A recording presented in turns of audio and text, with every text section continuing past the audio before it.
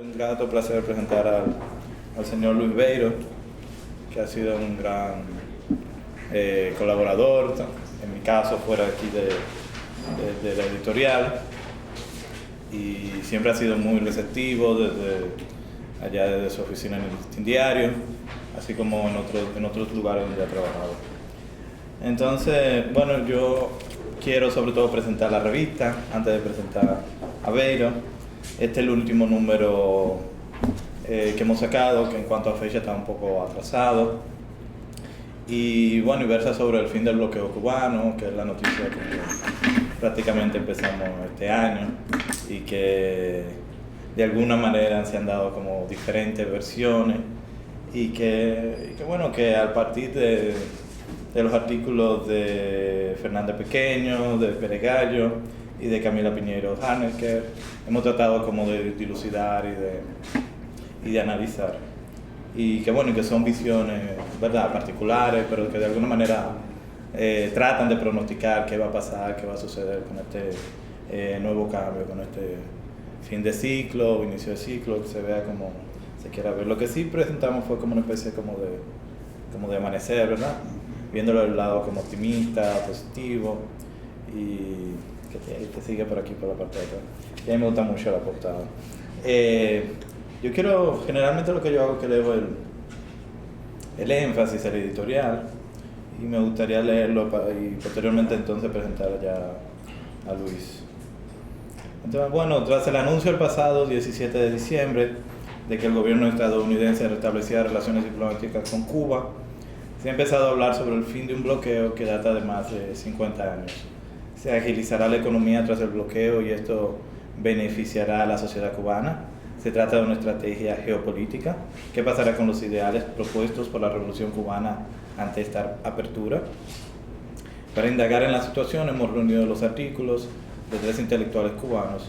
José M. Fernández Pequeño, en las llagas de Babalu Ayé, pronostica que será un proceso largo y contradictorio, en el cual los actores que hoy parecen más beneficiados a largo plazo podrían no serlo. En Obama, Cuba y la apertura irregular, Víctor Hugo Pérez Gallo hace un análisis histórico de las relaciones entre ambos países y señala las aspiraciones y expectativas del pueblo cubano para que mejore la economía de la isla y la calidad de vida de los ciudadanos. Por su parte, en distintas visiones sobre el socialismo que guían los cambios actuales en Cuba, Camila Piñeiro Harnecker identifica las 3 principales posiciones o visiones del socialismo que están influyendo en los cambios actuales: la estatista, la economicista y la autogestionaria, y se pregunta cuáles son los objetivos de los cambios que se están experimentando y qué medios son más efectivos para lograrlos. Aprovechando los análisis sobre Cuba, el también cubano Luis Beiro, en 1937-2011, Acercamiento a la literatura en el largometraje cubano de ficción, bosqueja antecedentes, precursores y circunstancias en la evolución del cine cubano desde 1937 hasta 2001, mencionando la formación de una juventud preparada técnicamente para asumir esta responsabilidad, así como la gestación del ICAIC y su evolución. También en este número contamos con una crónica de Alberto Salcedo Ramos, considerado uno de los grandes maestros actuales del género, y resaltamos el trabajo de los cineastas canadienses Denis Villeneuve, Jean-Marc Vallée y Xavier Dolan. Rendimos un homenaje al poeta dominicano Manuel Rueda y celebramos el centenario de la publicación de La Metamorfosis de Franz Kafka. Entonces, cuando Beiro me mandó el artículo sobre ese acercamiento al cine cubano y sobre todo la relación con la literatura, bueno, al principio era como medio complicado porque el artículo era muy largo y se salía un poco de los parámetros, pero un poco le dimos un poco de edición y resultó súper interesante en el sentido de que lo que presenta Beiro acá es algo que me parece que es como básico e importante que pase con el cine dominicano. Si se dan cuenta, el cine dominicano, creo que hay 2 últimas películas que están retomando esa idea que plantea Beiro, que es la unión de la literatura con el cine, que son Los Dólares de Arena y La Gunguna. En ambas películas surgen de obras literarias y de alguna manera cuentan una historia que va hacia algún sitio y lo hace desde un punto de vista interesante, mucho más rico, mucho más, yo diría, exuberante, y sobre todo trata de retratarnos más como dominicanos, como nación, en vez de caer, ¿verdad?, en los clichés y en un montón de cosas que quizá escritores que no tienen como ese adiestramiento literario no pueden mostrar. Entonces a mí me parece interesante, sobre todo por eso, como todos estos escritores, gente que venían del periodismo, gente que venía de la literatura, llegaron al cine y de qué manera le aportaron muchísimo, transformaron totalmente el cine cubano y cómo lograron trazar esa trayectoria, todos esos años de lo que habla Beiro y de lo que ahora él va a abundar un poquito más. Y bueno, para mí de verdad es un placer presentarlo y espero que disfruten su ponencia. Y bueno, la revista la estamos vendiendo acá, a su orden. También quiero resaltar que ya la revista lleva 12 años, o sea que en términos de, según Piaget, ya estamos en una especie tenemos ya una identidad, si hacemos la comparación con un niño. Y bueno, que la revista la estamos vendiendo y que también hay un especial de 12 números de la revista, los números como más emblemáticos también, que si se interesan pueden adquirirlo y nada, y estamos a su orden y muchas gracias.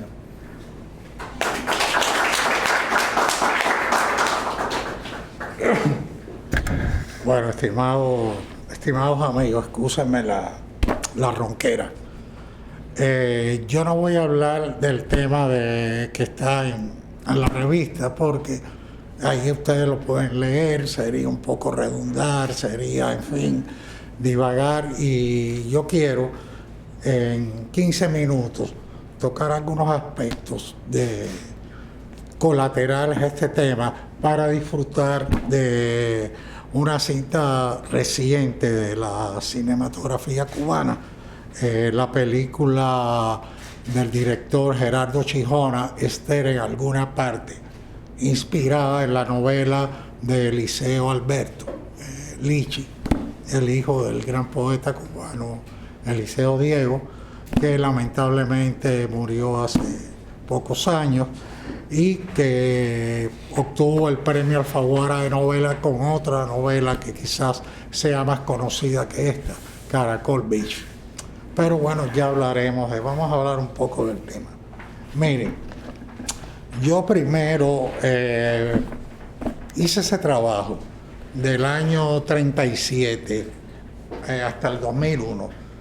Primero porque me pareció interesante ver el proceso de gestación de una organización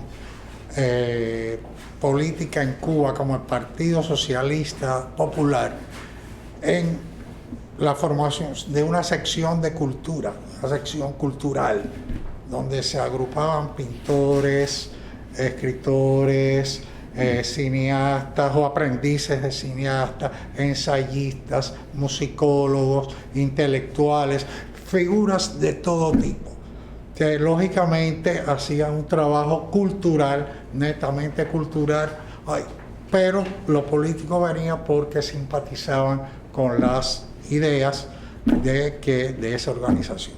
Pero era un trabajo netamente cultural.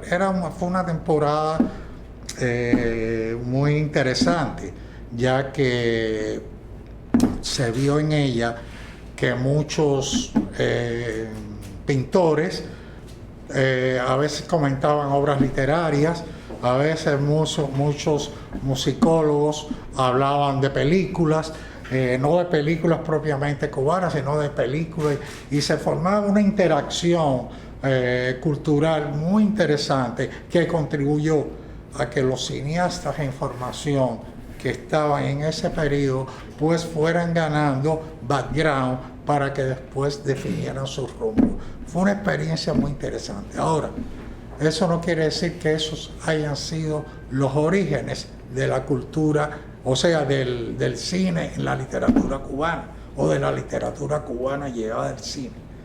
Yo estaba chequeando este tomo, que es del 97 al 36. y apunté por aquí un hecho muy curioso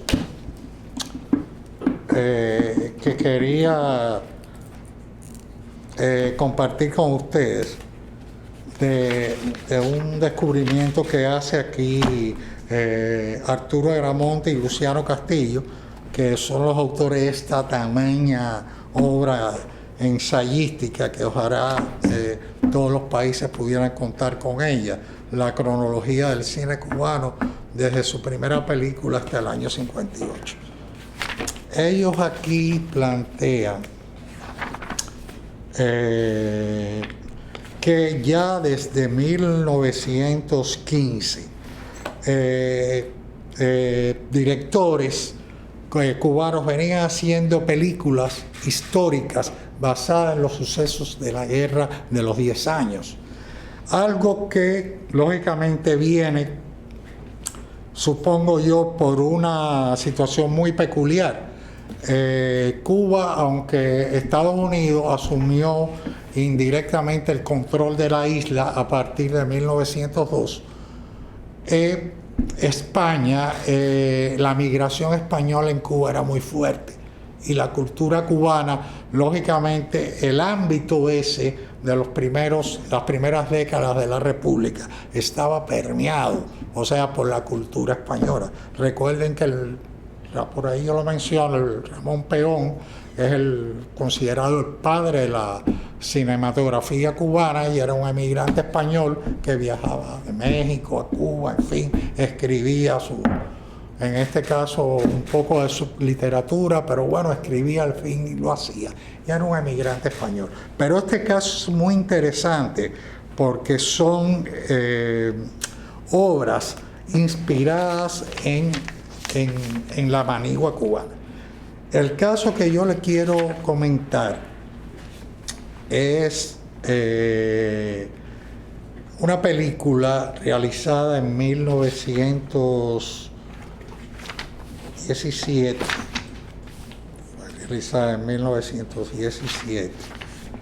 estrenada el martes 9 de enero de 1917. Voy a leerle la cita. A muy pocas semanas de su triunfal entrada en la historia del circo en Cuba, estrenaba en la pantalla del Cine Pairet a un costo de 60 centavos El rescate del brigadier Sanguilí. Todos recuerdan el célebre poema de Rubén Martínez Villena, El rescate de Sanguilí, que es quizás una de las obras clásicas uno de los sonetos clásicos de la literatura cubana. Y dice la cita, refiriéndose a la película, capaz de satisfacer a los más escrupulosos en materia de historia. El cuarto largometraje del cine nacional, o sea, era ese, El rescate de Sanguilí, del brigadier Sanguilí, estuvo protagonizado por Paco Lara en el papel de Sanguilí, María Marzal, Úrsula Garrido, y el personaje de Ignacio Agramonte fue encomendado a un teniente del ejército de apellido Santa María. Y dice la cita, esta película que hoy presentamos a la juventud cubana, rogamos a los cubanos y a los españoles que no vean en ella otra cosa que páginas de la historia y de ninguna manera deseo de nuestra parte de resucitar antiguos resentimientos ni herir susceptibilidades. Así como Pérez Galdós contó en sus episodios nacionales las glorias de España, Santos y Artigas, que fueron los productores de la película, muestran las glorias de Cuba en el libro El porvenir cinematográfico. O sea que aquí está el relato con el guión de Manuel Cruz y del episodio de los 10 años, el rescate de Sanguilí. A pesar de ser un hecho recogido en los libros de la historia, aquí viene algo también que se complementa. Este hecho y esta película dio lugar a uno de los sonetos más memorables de la de la literatura cubana, El rescate de Sanguilí, que ya se lo dije, no sé si ustedes se recuerdan o tienen la paciencia de escucharlo. Se marchaba lento el escuadrón riflero, 120 soldados de la España que marchaban tal prueba de sus hazañas, que llevaban tal prueba de sus hazañas a Sanguilí, baldado y prisionero. Y un grupo forjado por Homero, 35 elegidos en la hazaña, irrumpieron en el llano y la montaña al resplandor fulmíneo del acero. Alzóse una llamarada reluciente, una voz de mando prepotente, y un semidios erguido en el combate ordenó una carga de locura, marchó con sus leones al rescate y se llevó al cautivo en la montura. O sea, eso dio como contraste. Fíjense en qué interesante y cómo la literatura y el cine se mezclan. Aquí está metido Manuel de la Cruz, el autor de los episodios de la historia de Cuba, muy conocido por todos nosotros que estudiamos historia cubana. Está el cine, Santos Artigas, el guionista de la película, y está Rubén Martínez Villena después cantando el hecho reflejado en la película. Es algo, y eso pasa en el 1917 y es la cuarta película de la cinematografía cubana. Eso me ha animado a meterme en la historia y seguir sacando, porque, bueno, yo presento aquí un hecho de la literatura inmediata, o sea, ver cómo un grupo de cineastas forjados dentro de las filas del Partido Socialista Popular, a raíz de su grupo cultural, pues tienen la misión de no dejar que el cine se convierta en un estereotipo, como decía Fran, de cosas baladíes, sino que llevan y rescatan obras literarias no solo cubanas, sino universales, y las llevan a la literatura. Es algo. Y entonces esta película de Chijona, que vamos a ver ahora, rescata una obra de la literatura reciente de Eliseo Alberto, que yo le decía a Fran también que no me parece que en el espíritu de Eliseo Alberto, a la hora de escribir esa novela, quiso rendirle un homenaje desde su perspectiva a la noche habanera de los años 50, tal como se lo hizo Cabrera Infante en Tres Tigres, en toda su novelística grandiosa sobre la noche cubana. Pero este es un caso ya a partir. Hay una historia de amor en medio y hay un retomar de personajes evocando recuerdos y cosas que pasaban en esa noche cubana de los años 50, a partir del feeling, de los muchachos del feeling, de toda esa gloria de la cultura cubana. Yo quiero concluir mi intervención con dos comentarios muy breves. Primero, ustedes saben que el cine no nace como literatura, nace como un proceso de imágenes.